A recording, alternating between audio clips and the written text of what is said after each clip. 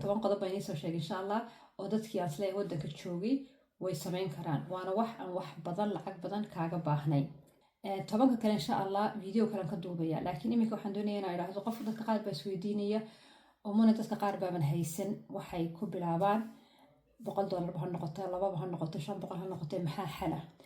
xalka aan isleeyahay ilaahay subxaana watacaala ha kugu garab galee hooyooyinka danyarta ah iyo ama agoomada haysta oo la dulmiyey oo caruur lagu dayacay, kuwaas waxaan doonaya inaan caawiyo anigu iyo mujtamaca soomaalida, hooyooyinka, walaalaha, dumar oo dhan insha allah.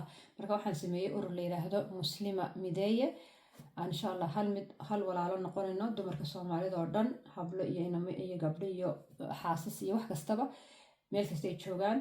muslima mideeye tiktokaygana waan soo dhigay, waa urur insha allah aan ku caawinayno hooyooyinka iyo hablaha soomaalida oo danyarta iyo duruufaha haystaan insha allah. kow waxaan doonayaa tacliim in la baro oo hablaha xuquuqdooda la baro, diintooda si fiican u bartaan, labana wax qabad loo sameeyo. marka gabadh kasta oo qurbaha joogta insha allah waxaan doonayaa inay kasoo qayb gasho barnaamijkaas. qof kasta $10 buu bixinayaa. dadka waddanka jooga oo ladan haystan insha allah $10 way kasoo qayb geli karaan. groupku waa telegram baan ku wada jirnaa. iminka aniga 3 gabdhood baa ku jirna, gabadh baa insha allah tiri waan ka qayb gelayaa, $10 waan bixinayaa, iyo aniga iyo gabadh kale, 3 qof baan nahay.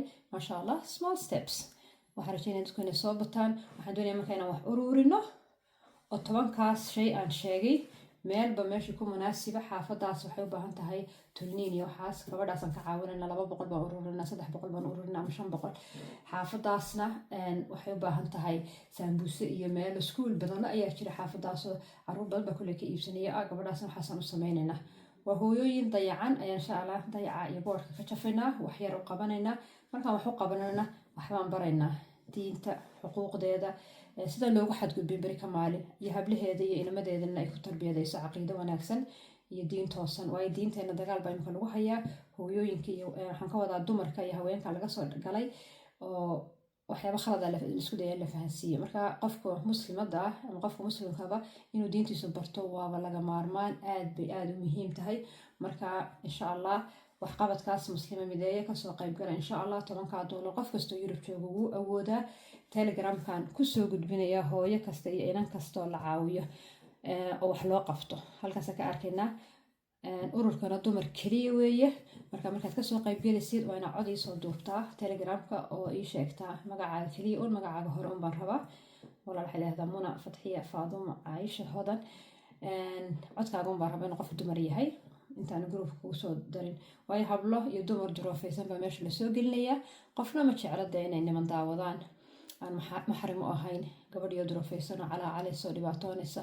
laakiin anagu dumar baan nahay, isku jir baan nahay, waan danqanaynaa, walaalo islaamna waa nahay, soomaalinima taas nagu sii dhexaysa iyo dumarnimo. marka dhib ma laha insha allah. waana hablaha iyo walaalaha keliya wax ka qaybgalaya $10 bixinaya. social media ma soo dhigayo, youtube ma soo dhigayo, instagram, facebook, meelna ma soo dhigayo. waa telegram, waa group private ah oo xidhan.